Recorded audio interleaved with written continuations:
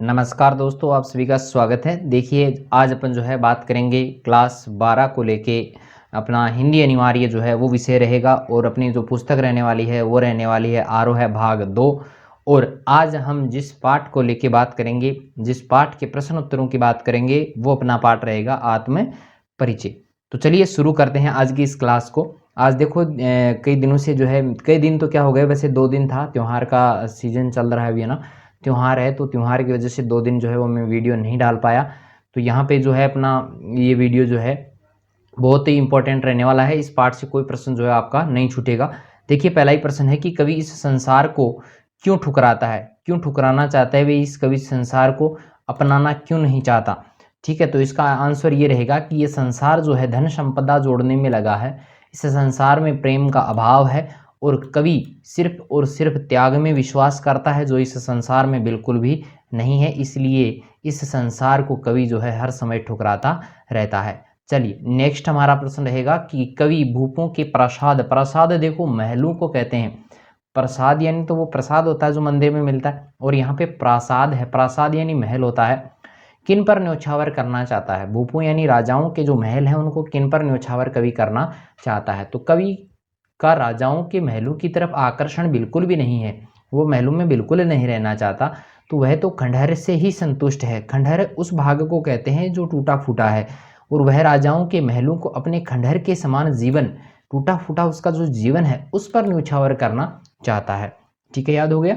चलिए तीसरा हमारा प्रश्न रहेगा कि सुख दुख के प्रति कवि का क्या भाव है। आत्म परिचय जो कविता है अपनी, उसमें सुख दुख के प्रति कवि क्या कहना चाहता है।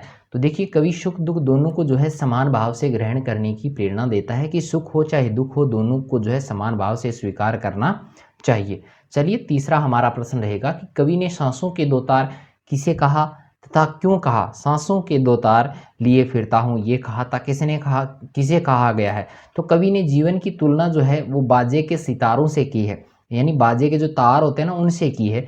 और जीवन की सांसें जो है उसी प्रकार चलती है जैसे तारों से संगीत चलता है। बिल्कुल उन तारों को छूते हैं तो संगीत निकलता है, उसी प्रकार जीवन की जो सांसें हैं वे भी चलती हैं। इसीलिए कवि ने कहा है कि मैं उस सांसों के दो तार लिए फिरता हूँ। ठीक है, चलिए पांचवा हमारा प्रश्न रहेगा कि कौन सा विचार दिन ढलने के बाद लौट रहे पंथी के कदमों को धीमा कर देता है। क्या कारण था उसका, ऐसा कौन सा विचार उसके मन में आ गया कि राहगीर जो था उसके कदमों में जो है गति कम हो जाती है। तो दिन ढलने पर कभी तेजी से घर लौटता है, लेकिन उसे जब भी याद आता है कि घर पर उसकी प्रतीक्षा करने वाला कोई नहीं है, तो वह ये सोचकर उसके कदमों की जो गति है वो शिथिल यानी कमजोर हो जाती है, वो धीरे धीरे चलने लगता है। ठीक है, याद रहेगा। चलिए छठा प्रश्न है कि जहाँ पर दाना रहते हैं वहीं नादान भी होते हैं। बिल्कुल, जहाँ पर दाना मिलता है ना वहाँ पर नादान लोग भी रहते हैं। कवि ने ऐसा क्यों कहा है। बिल्कुल, नादान लोग वहीं पर होते हैं जहाँ पर दाना होता है। तो दाना का अर्थ यहाँ पर स्वार्थ है, लोभ है, लालच है, सांसारिकता है।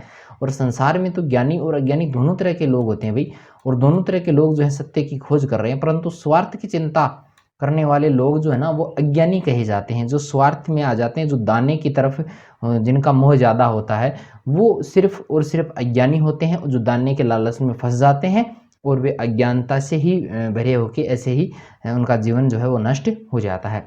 चलिए सातवां हमारा प्रश्न रहेगा कि दिन जल्दी जल्दी ढलता है कविता हरिवंश राय बच्चन के किस ग्रंथ से ली गई है। बिल्कुल, वेरी मोस्ट इंपॉर्टेंट क्वेश्चन जो है वो यहाँ से बनता है कि दिन जल्दी जल्दी ढलता है कविता जो है हरिवंश राय बच्चन के किस ग्रंथ से ली गई है। तो इसका ग्रंथ जो रहेगा वो रहेगा निशा निमंत्रण, याद रखिएगा। चलिए हमारा आठवां प्रश्न है कि दिन जल्दी जल्दी ढलता है कविता की भाषा कौन सी है। वेरी मोस्ट इंपॉर्टेंट क्वेश्चन, सह प्रसंग व्याख्या की दृष्टि से भी रहेगा। तो इसका राइट आंसर है खड़ी बोली हिंदी जो है वो इसकी भाषा रहेगी, दिन जल्दी जल्दी ढलता है। चलिए अगला हमारा प्रश्न रहेगा कि जग भव सागर तरने को नाव बनाए काव्य पंक्ति में कौन सा अलंकार है। भव सागर में अलंकार है, इन दो ही शब्दों में अलंकार है, तो वो रहेगा रूपक अलंकार, यानी संसार रूपी सागर जो है वो यहाँ पर उसी को कवि जो है वो नाव बनाकर संसार रूपी सागर को संसार अपने जीवन में जो है प्रेम रूपी नाव पर सवार होता है और फिर वो क्या करता है, संसार रूपी सागर से पार चला जाता है।